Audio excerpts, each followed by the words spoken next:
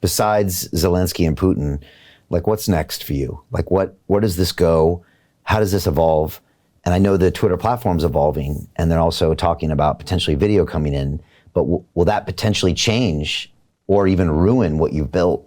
Because this medium is very strange. Like you said, there's no video, it's audio only, it's as many people could be on spontaneously. It changes when you even put yourself on video. So yeah, what's next? Yeah, I don't know. So what you're referring to is Elon a few days ago, he told us that he's adding video feature in Spaces in the next few weeks. So you can opt in. Opt in, yeah, that's how I see it. Or it's up to X to share it, but that's how I see it happening. I don't think it will impact Spaces because in Zoom you can put video on. So I think that will remain the same. If anything, it will make it more personal. Imagine you have someone from Gaza. Guys, look at the destruction. Or someone in Israel, the warplanes are there. Or even seeing someone's face when they communicate. It makes it a lot more personal. Yeah. The dialogue on a phone call is very different to face-to-face. So I think we'll have more impact when it's face-to-face. So when it's within Spaces, I think it will have more impact. I think it's a great addition. But we'll see. The audience, the users will decide. Now, in terms of the video feature on X, we're using that. We did the interview with Walter Isaacson to launch our show, and then the war started, so we kind of paused that. We're starting it again. A lot of focus is placed into it, live streaming as well. And, big fans of the platform, so happy to do our part in supporting it and pushing it on all the, Vivek, for example, is doing a daily, even though it doesn't get a big audience on X, a couple of thousand live listeners, he does a daily video show, streams all his events video on X. It doesn't take much for people to leverage that platform and those features. I just don't think it's extremely different to Twitter Spaces. When you do the video show, you can't just have people randomly rock up and come up. You don't have, it's not a call anymore. It's a live stream. And I think that's a very big difference. And already seeing the adoption on video is minuscule compared to the adoption on Spaces, despite a lot of effort pushing video. So we'll be doing videos, and we already started, but Spaces is still the focus. And it's, again, the impact of it is highly underrated. What can you tell me about Elon? What's your relationship like with him? And what's it like when Elon retweets your stuff, comes on your space? I mean, that must be kind of strange. Yeah, it's he's been extremely supportive, and look, I can just talk about publicly. He's retweeted content he agrees with. He's credited us when we did things right, like the mutiny. We tried to cover that live because when we covered the mutiny, we were getting information not from the news. So many times, mainstream news outlets are in our audience and they DM us for news, their information, for sources, because we have a team that gets it from not people on the ground or these Telegram groups, the Wagner Telegram group, for example, in the war in Gaza, from the Hamas Telegram groups, or the journalists on the side, or people from Hamas. Like, we get it directly from the source, as raw as it gets. And we share it, even if it's unconfirmed, like, hey, this is unconfirmed, shared in a Wagner Telegram group, or in a pro-Russian Telegram group, or from someone on the ground. We're finding a way to confirm it, and we've been pretty accurate in it. Obviously, we don't just post anything random. It has to be a verified source. So kind of going back to your point in Elon, so when we do things right, for example, the mutiny, he brings attention to it, or when there's tweets he agrees with, comes on the space when there's a topic that he's interested in discussing. He's been on the space 5 times now. I'm grateful for it. And I think it's, I don't think he's doing me a favor. I don't think I'm doing him a favor. I think we just both believe in what the platform stands for and the impact it could have on the world. And I think we're seeing that now. Like where we are and where Spaces is now compared to pre-Elon, light and day. The Russia coup, I mean, when you guys covered that, I mean, mainstream media had nothing on you, right? They didn't even know what the hell was going on, probably even 6 hours, 12 hours later. But like, I was listening to you guys and it was like all of this cutting edge stuff. We announced a peace deal between Prigozhin and Putin, mediated by Lukashenko, which we almost had on our show. Oh, damn it. Almost had Lukashenko on the show, but the Belarusian president. We announced it on our space. It broke on our space because we announced it as unconfirmed. I remember I was in the space, unconfirmed, guys. It seems that peace deal is reached. All right, guys, we're getting news that the movement of Wagner troops has stopped. Guys, we're getting reports on the ground that they're turning around and going back. That was happening on the space, and all the news outlets are messaging us, hey, is this confirmed? Is this confirmed? Then Later got confirmed about 10 minutes later or so. I'm like, shit, the mutiny's ended. I'm used to it because I've been doing this for so long, but really thinking about it, it's pretty surreal that one of the most important, you got the world's biggest nuclear power, second biggest, was going through a mutiny. I remember there were planes going to there were reports and planes heading to one of the warehouses that had nuclear warheads.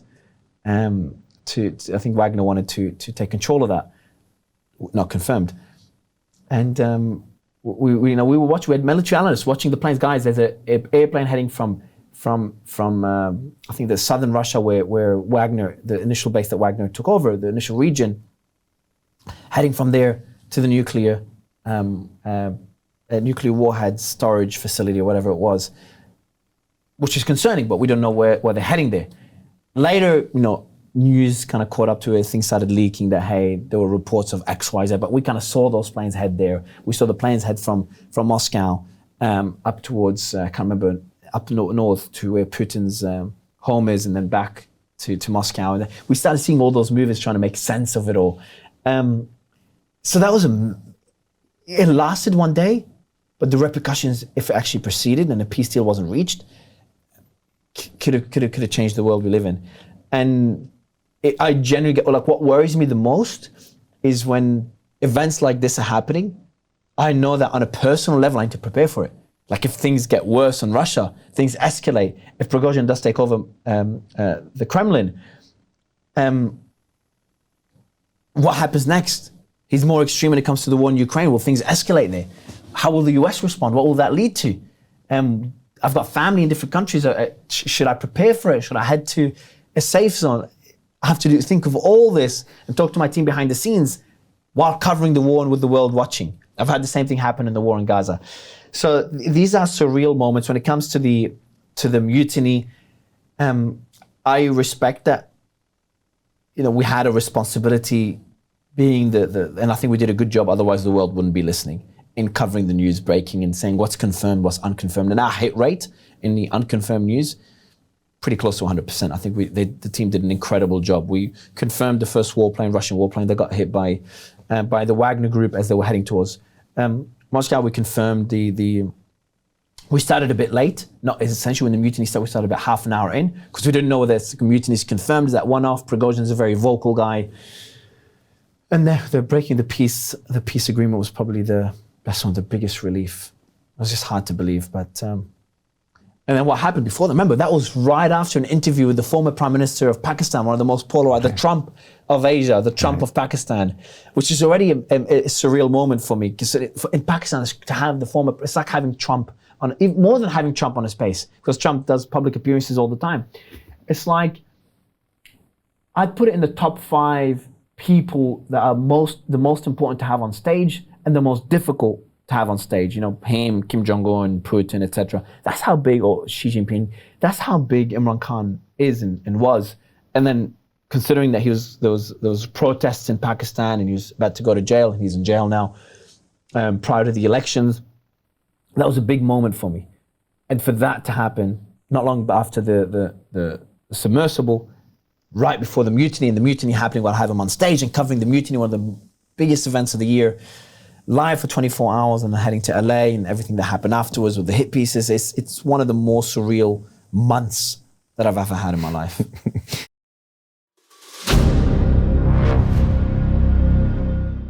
I'm looking for partners, collaborators, colleagues who want to join forces with me around the globe and create real value, generational wealth, and financial freedom for everyone else around the world. Get involved in the cryptocurrency markets, get involved in the NFT markets. This is your moment. Life all comes down to a few moments. Don't let this pass. Now it's not too late. Next year's going to be too late. Ultimately, this is about freedom. That's the way I see it. This is about giving power back to the people and enabling billions of people worldwide to use the financial markets to improve their lives and those of their friends and their families and their communities. Honestly, I think it's a violation of human rights not to allow people basic access to financial services. Because right now people are being kept in the dark, they're being robbed of education, and it's a travesty. And so I'm looking for people that want to join me and be a part of this solution. And that all happens inside the DeFi Academy. The gains my students are making are absolutely amazing. Double, triple digit gains in the first month alone. That's amazing. This will change your life. Now is the time to get involved. I'm gonna tell you exactly how my students in my academy made money in the last 30 days. I'm talking about real trading results. And let me just whet your appetite a little bit. Let me hit you with some numbers. I'm talking Brendan from New Zealand is up 68.77% on the month. Steve from Europe up 83%. Albert in Singapore up 169.9% on one single trade. I got Susan up 153% on her call options alone, also rocking 139% returns and 442% returns as well on individual trades. These are people that are changing their financial future in the last 30 days, but it's based on trading discipline. I've graduated over 500 students from inside my academy from over 54 countries around the world. It's amazing. When it comes to crypto, DeFi, and blockchain, we love this space. We truly believe it's the future. This is down to our core. It's authentic to what we're doing, and everybody can tell through the camera because you can't make this stuff up. If you're watching me now, wherever you are, I implore you, take 60 seconds right now and join my academy. Apply today. Now you've got a chance. Life all comes down to a few moments. What are you gonna do? What's the choice that you're going to make?